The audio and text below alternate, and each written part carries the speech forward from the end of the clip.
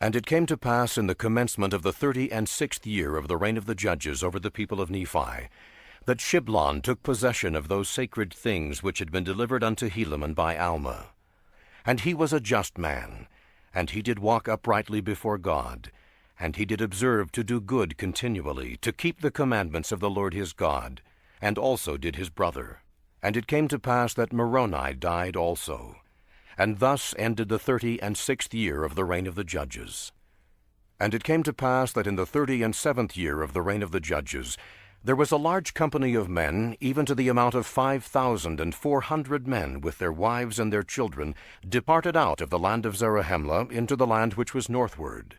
And it came to pass that Hagoth, he being an exceedingly curious man, therefore he went forth and built him an exceedingly large ship on the borders of the land Bountiful by the land Desolation, and launched it forth into the west sea by the narrow neck which led into the land northward. And behold, there were many of the Nephites who did enter therein, and did sail forth with much provisions, and also many women and children. And they took their course northward, and thus ended the 37th year. And in the 38th year this man built other ships. And the first ship did also return, and many more people did enter into it.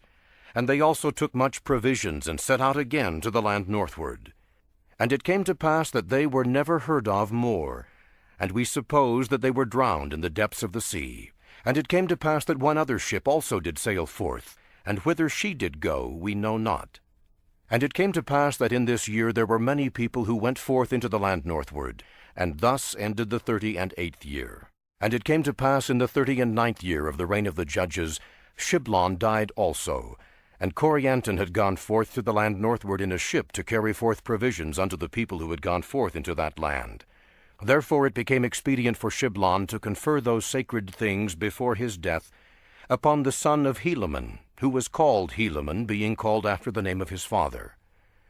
Now behold, all those engravings which were in the possession of Helaman were written and sent forth among the children of men throughout all the land, save it were those parts which had been commanded by Alma should not go forth. Nevertheless, these things were to be kept sacred, and handed down from one generation to another.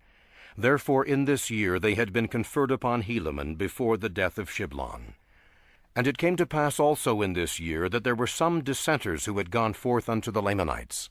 And they were stirred up again to anger against the Nephites. And also in this same year they came down with a numerous army to war against the people of Moronihah, or against the army of Moronihah, in the which they were beaten and driven back again to their own land, suffering great loss.